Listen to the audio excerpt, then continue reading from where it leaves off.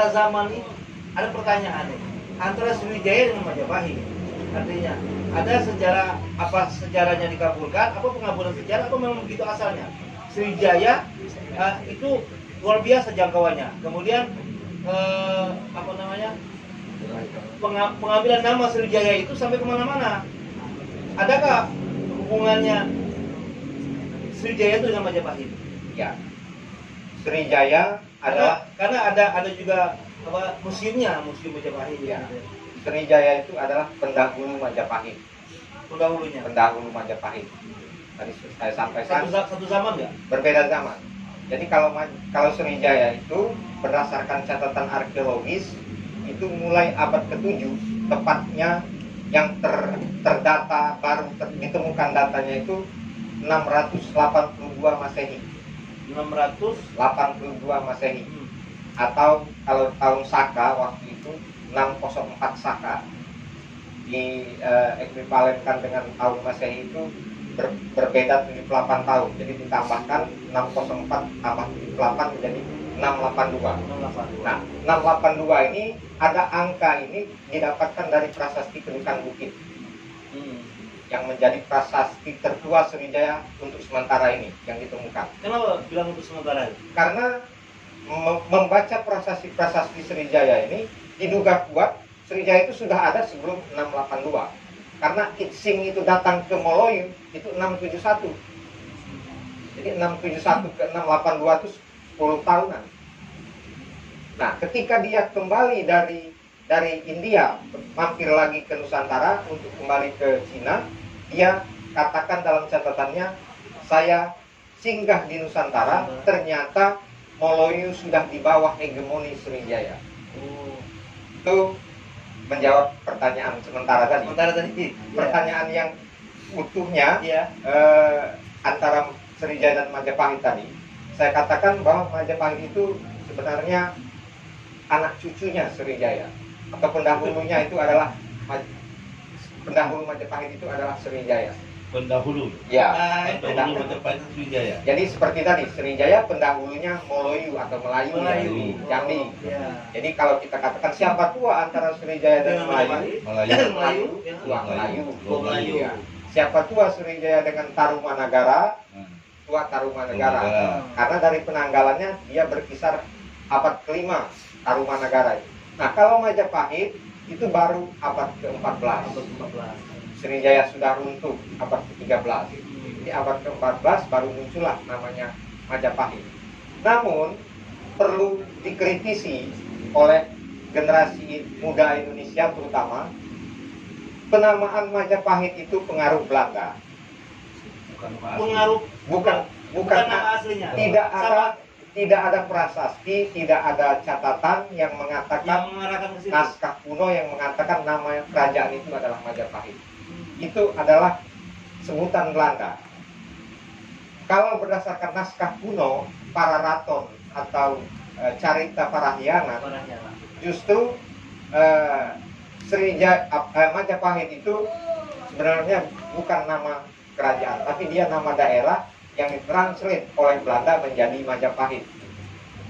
Di naskah Pararaton, naskah yang diakui oleh masyarakat kawan-kawan suku Bali, suku Jawa, di situ di catatan Pararaton itu dikatakan bahwa sesungguhnya adalah negara atau kerajaan Wilwatikta. Nah, Wilwatikta itulah yang ditranslate oleh Belanda menjadi Majapahit. Itu sesungguhnya kalau kita bicara masalah literatur sejarah. Nah, Sriwijaya sendiri itu apa artinya? Kalau Sriwijaya tadi sudah disampaikan, dia mulai dibicarakan menjadi wacana sejarah dunia itu abad ke-20 oleh Sides, sejarawan Belanda. Nah, dia dari angka prasasti Kedukan Bukit tadi berkisar abad ke-7. Abad ke-7, 682 Masehi. Nah, Sriwijaya awalnya diduga-duga oleh para ahli sejarah itu adalah nama seorang raja. Sri itu karena berdasarkan kata Sri itu biasanya dipakai oleh bangsawan di keraton, seperti Sri Indrawarma dan lain sebagainya. Nah, itu bacaan awalnya Sriwijaya itu nama seorang raja. Namun itu dibantah oleh Sides, sejarawan Prancis, yang mengatakan bahwa Sriwijaya itu bukan nama seorang raja, adalah nama sebuah kerajaan. Bahkan oleh sejarawan berikutnya, ternyata kerajaan Sriwijaya itu bukan kerajaan, sebutannya ada khas, namun maknanya sama dengan kerajaan, yaitu kedatuan. Kedatuan Sriwijaya. Maka kita sering mendengar orang menyebut kedatuan Sriwijaya. Nah, itu khas Sriwijaya. Sistem pemerintahan Sriwijaya itu khas. Sistem pemerintahan kedatuan. Jadi harus kita bangga dan kita eksplorasi. Bangsa kita, leluhur kita masa Sriwijaya itu sudah punya sistem pemerintahan sendiri. Kedatuan.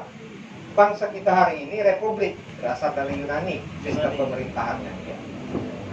Harusnya kita pelajari bagaimana sistem pemerintahan Sriwijaya kedatuan. Kalau Palembang itu dalam teori yang pertama tadi adalah pusat pemerintahan, berarti bahasa Indonesia, bahasa Palembang ini cenderung Melayu. Ya. Baik, ini ada mungkin penjelasan ini.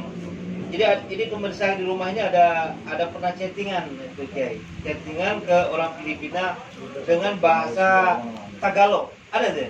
Ada. Bahasa Tagalog itu katanya mirip bahasa Melayu. Ya. Nah, mulai contohnya tolong tulang. Ya. Kemudian aku. Luar biasa, pemirsa di rumah ini banyak yang sudah mulai memperdalam tentang Sriwijaya ini. Baik, kita semoga lanjutkan Kiai. Kita kembali ke Ustaz Fauzan Tohir.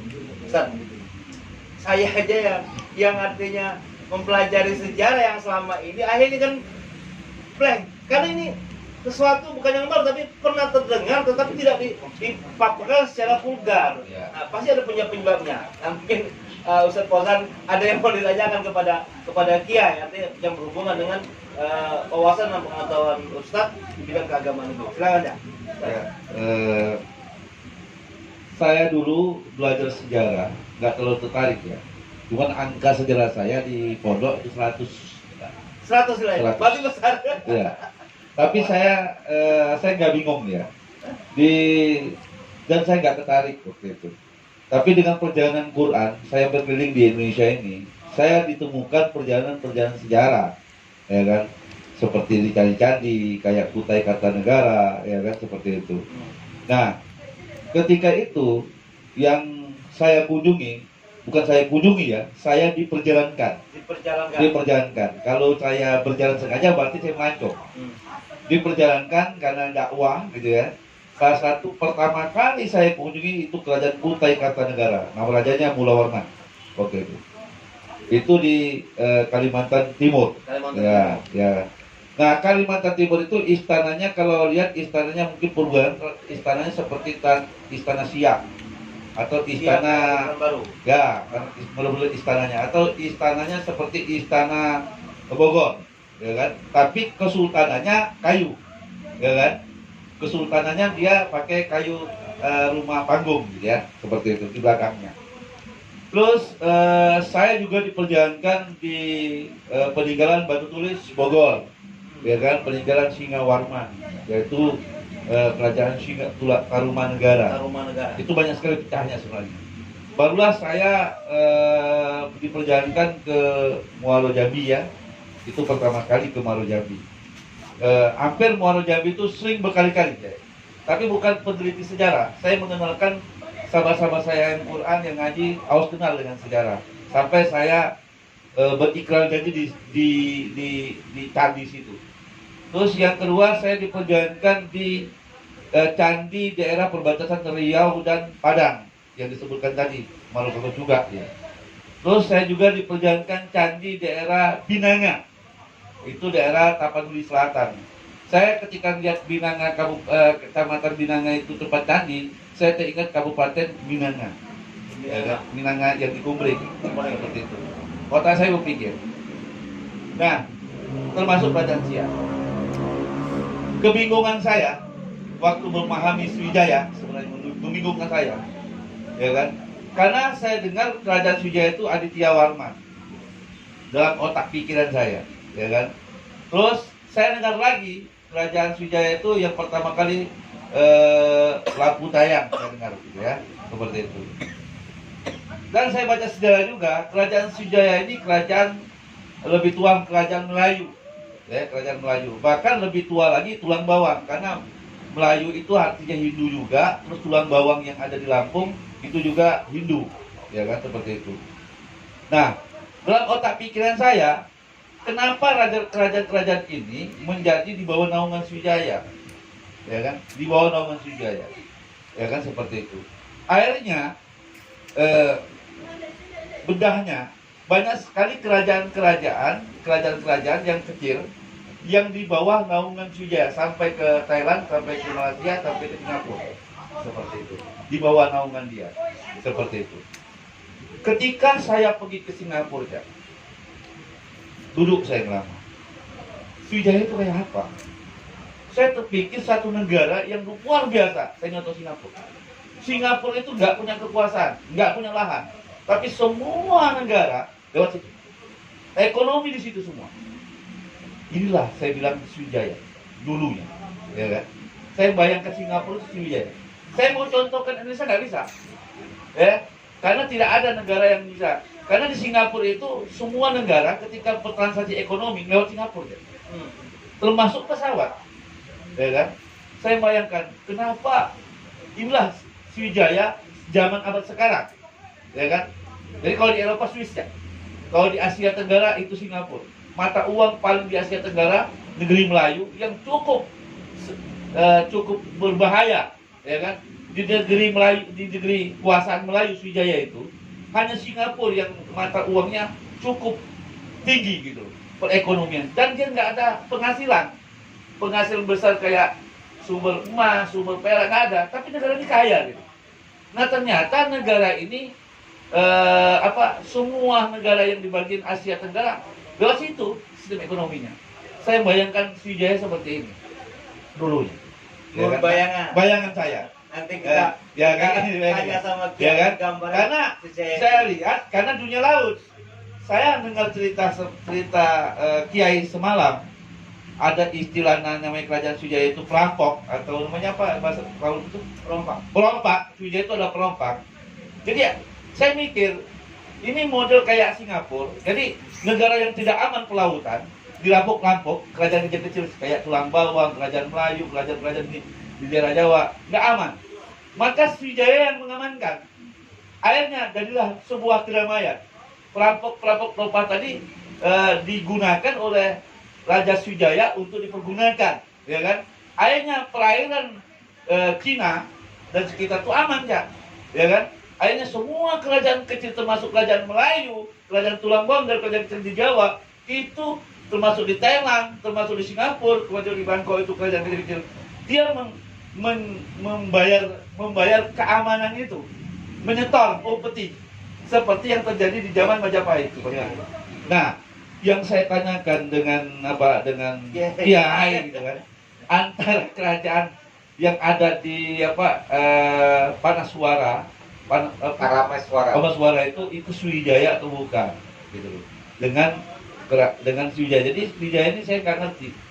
Kalau saking 7 abadnya itu yang mana Sriwijaya Melayu, ya, Melayu nyatut Sriwijaya karena Sriwijaya cukup besar, mana Sriwijaya pertama kali, seperti itu. Jadi yang saya tanyakan kayak Amerika itu kan gitu. Amerika itu punya United States, artinya kalau ditutup nama itu, tapi di induk utamanya adalah Amerika Serikat. Nah, Sriwijaya memiliki itu, Cak. Nah, ini cuman sistemnya seperti itu. Nah, ini pertanyaan bersama gitu. Iya kan? Saya menanya gitu. Sriwijaya. Ya, sebenarnya banyak membahas masalah itu adalah catatan Cina. Kronik-kronik Cina bicara masalah masa-masa Sriwijaya itu. Mana masa Sriwijaya awal, mana masa Sriwijaya sudah mulai meluas, mana masa Sriwijaya mulai redup. Berarti Cina menguasai itu. Begini, Cina sejak dulu kita ketahui adalah bangsa yang besar, Ya. bangsa yang berganti-ganti dinasti, dan termasuk yang menguasai ekonomi dunia. Ya. Itu sudah sejak dulu. Sejak leluhurnya. Ya. Nah itu gini, Cek. Itu yang ada setiap tahun itu di Sumsel, khususnya Kota Palembang, ada kegiatan yang seluruh datang Kayak Pulau Kemarau itu kan ada Melayu dengan China-nya gitu tuh. Apa itu maksud bagian daripada Sriwijaya? Artinya kan ada Sriwijaya yang kata Ustaz Ya, tadi. ya. Itu yang di titik mana itu? Kalau Pulau Kemarau itu cenderung Cina kan ya? terkaitannya dengan Cina itu adalah di era kedatangan Laksamana Chengho. Laksamana Chengho. Laksamana Dari Chengho Islam. itu bermukim di Pulau Kemarau itu. Mengapa dia bermukim di situ? Karena rompak-rompak laut itu bermain atau membuat home base-nya, markasnya itu di Bangka, di Pulau Bangka. Nah, jadi Chengho bermarkas di Pulau Kemarau itu supaya mudah mencegah rompak-rompak laut, penjahat-penjahat yang ternyata adalah juga bangsa Cina. Jadi perompak-perompak merusak keamanan lintas perdagangan laut Cina itu adalah perompak Cina yang markas besarnya di India Selatan, di India bagian selatan. Nah, keterkaitannya dengan pertanyaan Ustadz Fauzan tadi, jadi Sriwijaya itu memang terdiri dari beberapa periode. Ya, ada masa awal, ada masa keemasan. Kalau istilah saya dalam meneliti Sriwijaya, membaca Sriwijaya kemarin, saya bagi 3 Sriwijaya. Pra Sriwijaya, masa Sriwijaya, dan pasca Sriwijaya. Nah, dengan membaca 3 periode ini, terjawab apa yang disampaikan oleh Ustadz Fauzan tadi. Sebenarnya, kenapa Sriwijaya itu seolah-olah menaungi wilayah-wilayah kerajaan-kerajaan kecil seperti Tulang Bawang, disebutkan tadi, seperti kerajaan di Bangka, dan lain sebagainya itu, karena memang Sriwijaya ini memiliki kekuatan maritim.